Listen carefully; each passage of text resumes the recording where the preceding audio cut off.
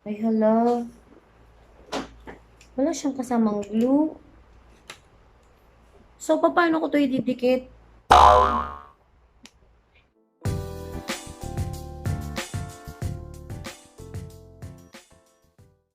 Hey guys!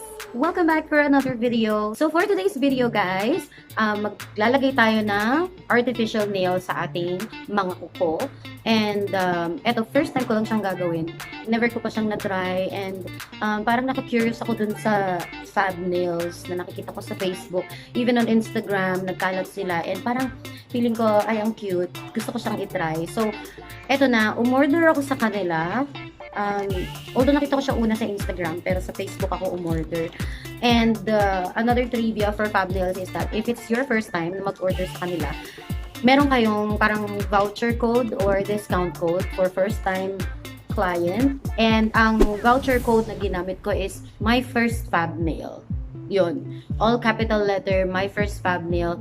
Yun yung voucher code na ilalagay nyo para makakuha kayo ng 10% discount. Actually, yung mga nails nila nagre-range from 600 pesos and up. Pero since naka-sale sila right now, ang mga nails nila is nagre-range na lang from 200 pesos up to 299, I think, ganun. And yung nakuha ko guys is I bought it for 299 pesos and then nagkaroon ako ng 10% discount. So, na-discountan ako ng mga 29 pesos, something like that. And then, nagbayad din ako ng shipping fee, which is 110 pesos. Kasi, ano na to outside Metro Manila. Rizal area na siya, so 110 pesos. So, nakalagay dun sa shipping niya, 2 to 6 days kapag outside Metro Manila. Pero, I was surprised. Good job. Good job with FabNails kasi nung nag-message sila sa akin, pagka-order ko, let's say today, nag-message sila kinaumagahan na hindi na pwede i-cancel yung order and it's already on its way. On the third day, first day, second day, on the third day, na-receive ko kaagad, guys. And dineliver siya kaagad sa akin. So, I am so happy and I'm so excited na i-try yung FabNail na ito, an artificial nail na ito. Kasi, first time ko siya, hindi ko alam kung paano ko siya ikakabit, hindi ko alam. Mag-explore tayo today. So, samahan niyo ako guys. And bago pala tayo mag-start, if you're new to my channel, please consider subscribing so you'll be updated sa mga future videos namin. So, ayan, mag-start na tayo guys. So, ito pala yung nabili ko. So, ito na siya guys. Maliit lang siya actually. Isang box lang siyang ganun. So, open na natin siya. So, ayan. So, ang design na napili ko guys is ito. Kita niyo. Ayan, meron siyang orange, meron siyang brown, meron siyang yellow na parang may stem at may bulaklak at may mga dahon-dahon, camera. Meron din siyang white. So, I don't know. We'll see. And it says they're FabNails. Excited na ako. Oh my God. I'm so excited. So, tignan natin kung ano yung nasa loob. Kasi, syempre, alam ko ididikit to So, feeling ko may glue pa siya dito. So, open na natin. Ay, hello. Wala siyang kasamang glue. Seryoso? Siyang kasamang glue. Bakit sa iba nakikita ko may glue? Bakit ito wala? Teka, i-explore na natin to. Baka naman may sticker dito sa loob. Baka naman kailangan mo lang siyang i-peel off. Tapos may sticker na siya sa loob. So, buksan natin. Try natin ang isa. No, it's not. Wala siyang sticker, guys. Hala. Walang sticker. Nag-worry lang ako guys kasi walang glue. So, paano ko siya ngayon? Walang glue. So, ayan guys. Naghanap ako ng glue. So, ang nahanap ko is ito. Ito yung glue ng eyelashes ko. So, I'm not sure kung pwede siyang gamitin na ako talaga maghanap ng glue. So, let's try na lang para lang matry ko yung mga nails na binili ko. Since medyo malaki siya sa kuko ko, ang gagawin ko is babawasan ko siya. Gagamitin ko yung nail file. Babawasan natin sa gilid. Ayan, bawasan ko na siya. So, try naman natin. ayun. Ito pala yung size na para sa thumb. So, ayan, nakapili na ako ng para sa left fingers ko and then for my right fingers. Try natin na idikit. Try natin magdikit ngayon ng isa. So, ganito lang ang paglalagay ng glue.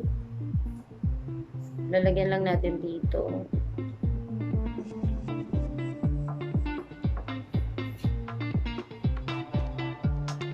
Ito, nag-improvise lang ako ng glue, guys. Hindi talaga ito yung glue niya. Ginamit ko lang yung glue ng lashes ko. Kasi wala talaga akong pandikit. Wala silang binigay na pandikit. I'm not sure kung kasama ba talaga dapat doon. Kasi nga naman, paano mo nga naman ididikit kung walang glue? Diba wala silang binigay na glue? So, ito na lang muna. So, after mo mailagay yung glue, ipe-press mo lang siya ng ganyan.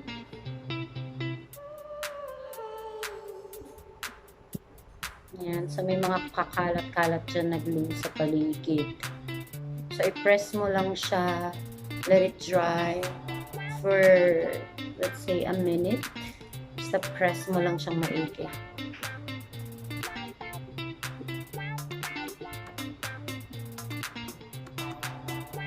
So, ayan. I think okay na siya, guys. Nakatikit na. Ilagay naman natin yung next nail natin.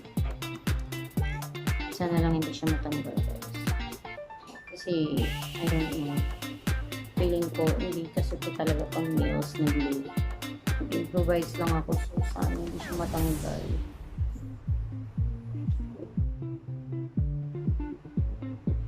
Last one.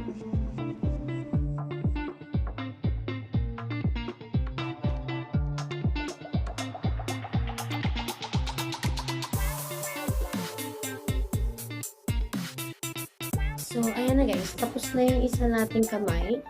Ayan. So, may mga glue pa sa... So, that's it guys. Ito na po yung nails. Well, hindi siya pantay. Hinanapan ko talaga siya ng mga sizes ng mga nails na pwede per finger. So, hindi siya pantay guys. Although, ito parehas silang gray. Ito hindi. Ito parehas. Ito hindi. Kasi gray lang ang nagkasya dito sa isa dito. But then, yung thumb ko parehas silang gray.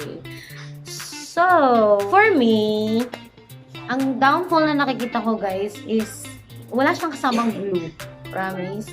Kailangan ko pa talaga mag-reinforce ng glue, alternate glue na pwede kong gamitin. And I'm not sure kung hanggang kailan kakapit tong glue na ginamit ko. So, I expect na anytime magpo-fall off siya. Kasi hindi naman talaga ito yung glue na dapat na para dito sa FabNails na to. According sa mga review, it comes with the glue talaga. Na pang nail glue talaga. Pero ito walang kasama. So, I'm sad, FabNail, if you're watching. And just a disclaimer guys, hindi ito sponsored video. So, natripan ko lang talaga siya kasi parang na-curious ako kaya nag-order ako. And I wanna try it and see for myself kung maganda siya talaga. Although, para sa akin, it's a thumbs up. When it comes to the nail quality, maganda siya talaga. You can actually nail file it like what I've said earlier. Meron siyang kasamang nail file. Ayan. Pag hindi siya talaga swak na swak sa nail mo guys, pwede mo siyang i-adjust. Pwede mo siyang i-nail file just like what I did sa ibang mga nails. Kasi wala na talaga ako ibang option. So, kailangan ko talaga siyang bawasan para mag-fit siya ng maayos dito sa finger ko. And also, when it comes to design, sobrang love ko siya guys. That's what they claim. FabNails, it's really fab. Look, ang ganda ng design niya. And this one, the color is matte. Matte color. So, ang cute. Ang cute yung tingnan guys. Look.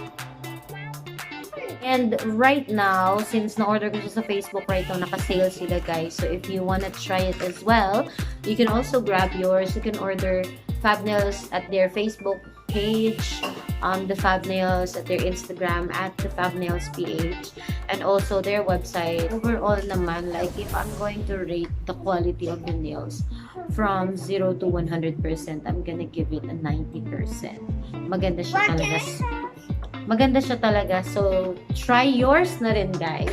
And also, thank you so much sa pagsama sa akin sa video na ito. Leave a comment down below and let me know kung ano masasabi niyo sa mga naka-experience na gumamit ng FabNails, kung ano-ano yung mga experiences niyo about the nails. Please share it on the comment section. And Also, don't forget to hit the like button if you think you like this video. So, I'll see you again soon on our next video, guys. Thanks so much for watching. Bye! Bye. Bye! Bye! You like my nails, Kobe? Yeah.